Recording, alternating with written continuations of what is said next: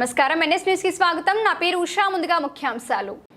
కాకినాడ జిల్లా జగ్గంపేట నియోజకవర్గం జగ్గంపేట మండలం కాట్రావులపల్లి గ్రామంలో గత 2 రోజుల నుంచి కురుస్తున్న వర్షానికి తడిచి ముద్దైన ధాన్యాన్ని పరిశీలించి రైతులను పరామర్శించిన రాష్ట్ర పౌర సరఫరాల శాఖ మంత్రి నాదెండ్ల మనోహర్, జగ్గంపేట ఎమ్మెల్యే టీటీడీ పాలక మండలి సభ్యులు జ్యోతుల నెహ్రూ, జగ్గంపేట జనసేన పార్టీ కాకినాడ జిల్లా అధ్యక్షులు హూడా చైర్మన్ తుమ్మల రామస్వామి అలియాస్ బాబు, నియోజకవర్గ జనసేన పార్టీ ఇన్ఛార్జ్ తుమ్మలపల్లి రమేష్ తదితరులు పాల్గొన్నారు.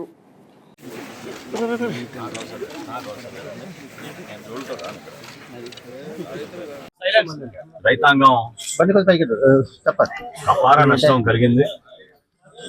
అయితే ప్రభుత్వం ఖచ్చితంగా రైతుకి ఆప్తమిత్రుడుగా ధైర్యం నింపే విధంగా మా కూటమి ప్రభుత్వం, గౌరవ ముఖ్యమంత్రి గారు చంద్రబాబు నాయుడు గారు, అదేవిధంగా పవన్ కళ్యాణ్ గారు ఇచ్చిన సూచనలతోటి ఈరోజు జగ్గంపేట నియోజకవర్గంలో గౌరవ శాసనసభ్యులు నెహ్రూ గారి మేరకు ఈ ప్రాంతంలో గ్రామాల్లో పర్యటిస్తూ ఉన్నాం. ఖచ్చితంగా ధాన్యం ఎవరైతే ఎండబెట్టడానికి కోసం, ఆరబెట్టడానికి కోసం నిలబెట్టుకున్నారో ఈ వర్షాల వలన తడిసిన ధాన్యం ఖచ్చితంగా ప్రతి గింజ కొనే బాధ్యత ప్రభుత్వం తీసుకుంది. ఇందులో ఏ మాత్రం ఎవరికి కూడా అపోహాలు అవసరం లేదు. అదేవిధంగా నేను మాటిస్తున్నా, అందరికీ కూడా తక్కువ రేట్లకి హడావడిగా దళారులు వచ్చి మిమ్మల్ని మభ్యపెట్టి కొనుగోలు చేయాలని చేస్తున్న ప్రక్రియను కూడా మీరు దయచేసి ఎంకరేజ్ చేయమాట. ప్రభుత్వం మీద కొనుగోలు చేస్తుంది. ఉదాహరణకి గత సంవత్సరం పోల్చుకుంటే ఇదే రబీలో గత సంవత్సరం ప్రభుత్వం కొనుగోలు చేసింది కేవలం 25,000 మెట్రిక్ టన్ను మన జిల్లాలో, కాకినాడ జిల్లాలో. అదే మన కూటమి ప్రభుత్వం ఆల్రెడీ 59,000 మెట్రిక్ టన్నులు కొనుగోలు చేశాం.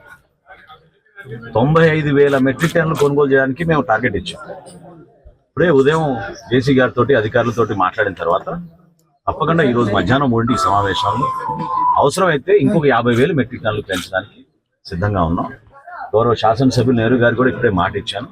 250 మెట్రిక్ టన్నులు కొనుగోలు చేయాలి ఈ మండలంలో అవసరం చెప్పారు. 250 కాదు, అవసరమైతే 350 మెట్రిక్ టన్నులు కూడా కొనుగోలు చేస్తామని నేను హామీ ఇచ్చాను.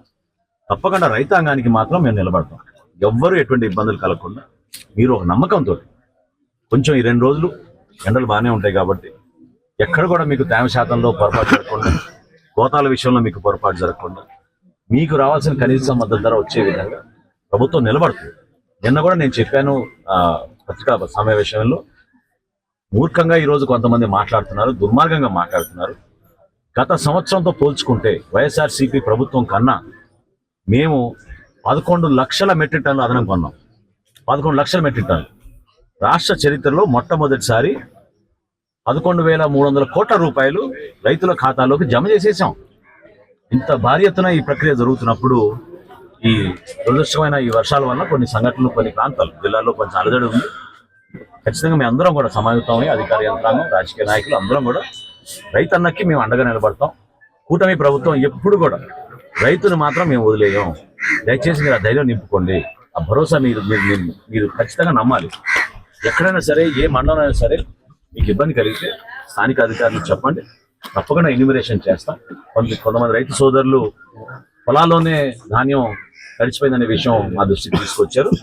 వ్యవసాయ శాఖ ద్వారా దాన్ని ఎన్యూమరేషన్ చేపించి వీలైతే సాయంత్రం 4 గంటలకల్లా మేము ఏర్పాటు చేసుకున్న ఈ 3 జిల్లాల సమీక్షలో ఆ వివరాలు వస్తే తప్పకుండా గౌరవ ముఖ్యమంత్రి గారి దృష్టికి తీసుకెళ్లి ఏ విధంగా వెసులుబాటు కల్పిద్దాం, తడిచిన ధాన్యాన్ని మేము ఏ విధంగా కొనుగోలు చేస్తాం, ఖచ్చితంగా దానిపైన ఒక వివరణ ఈరోజు సాయంత్రం కల్లా ప్రభుత్వం తరఫున కాకినాడలో ఈరోజు సాయంత్రం నిర్ణయం తీసుకుంటాం.